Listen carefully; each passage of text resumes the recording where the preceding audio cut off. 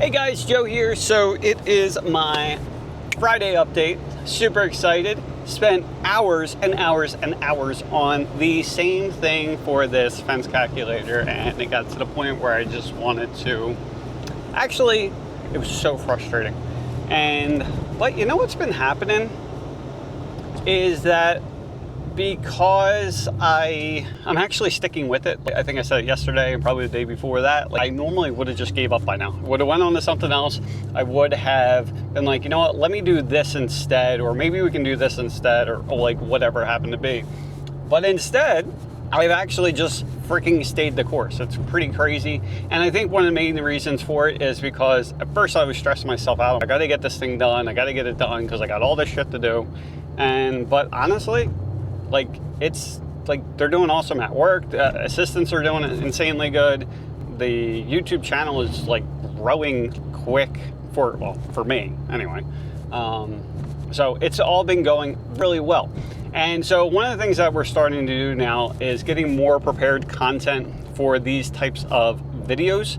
So that way it's not just a bunch of rambling mess. So here's today's, and honestly, I didn't do any of this. So the format's going to basically be like what the topic is, what the hook is. So, you know, with the first few seconds to kind of get you interested in case it's a standalone video.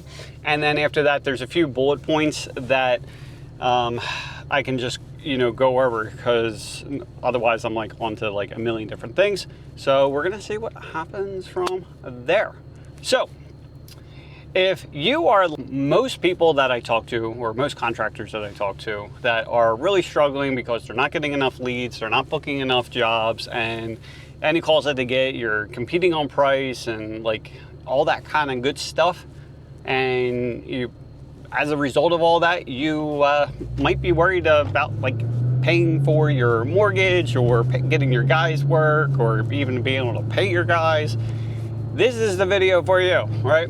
So here's a few things. So bullet point number one is, and again, like what are the things that you can do right this second in order to get more, jobs lined up.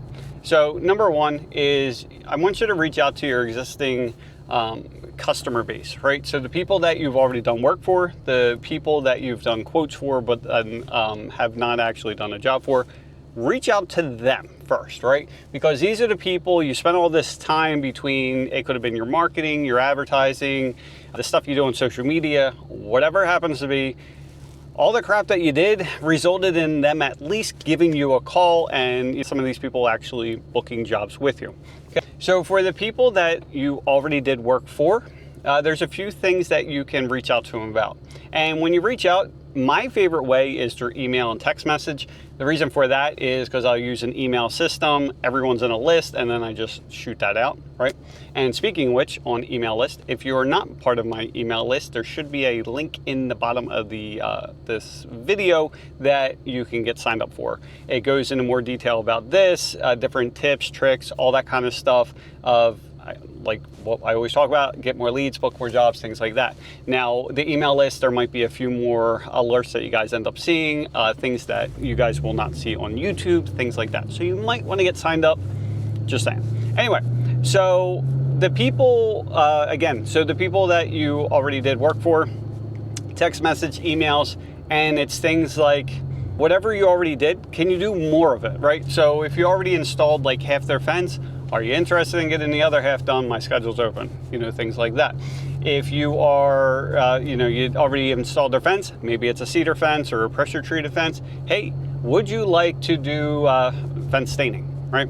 It's a great way to protect your investment, keep it looking new, blah, right? The other types of things to ask them: do you know of anyone else that would like our service, right? Also, you can be reaching out and say, hey, would you mind doing a review for me? Just something, right? And because at the end of the day, any of that will help you get to more jobs, okay? Now, for the people that you did quotes for, but they did not move forward with the job, same thing. So follow back up with them and say, hey, this is a Christmas discount. We have $500 off, whatever it happens to be.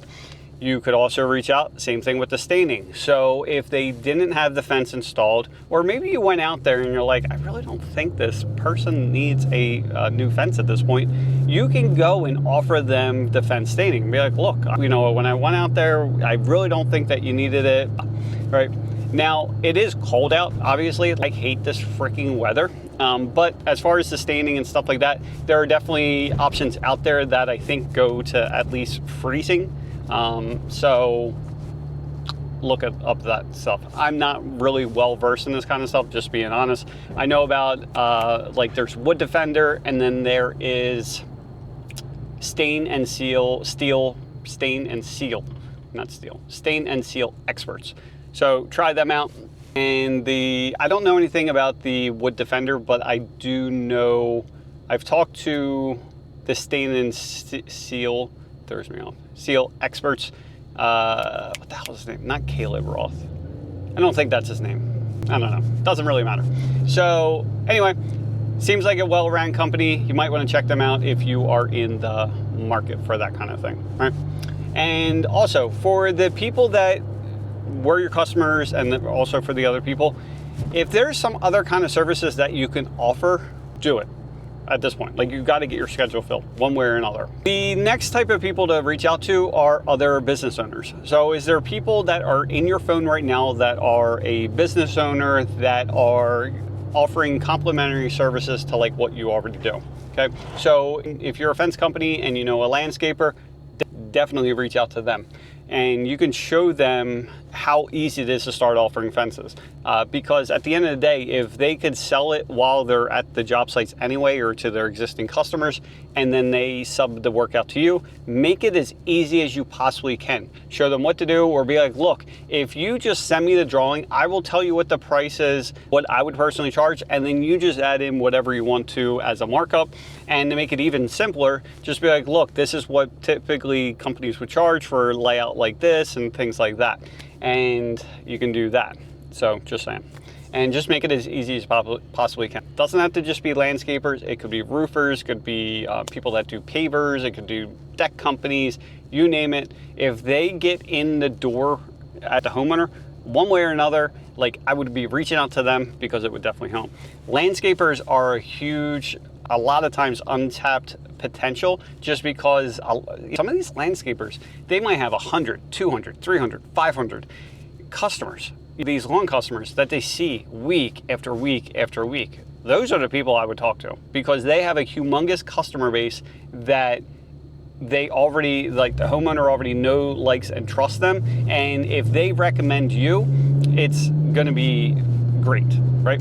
The other thing you can do with these guys is when you reach out to them, be like, look, if you send out an email, any jobs that are booked because of this email and they reach out to us, then you get X amount.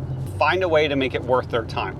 Even if you have to, there's a quote by Alex Hormozy, it's better, it's something like, it's, instead of having 100% of the piece of the pie, it's better to have a bigger pie and have a smaller percentage of that. So figure out a way, again, to make it worth their time. That's what I would personally do.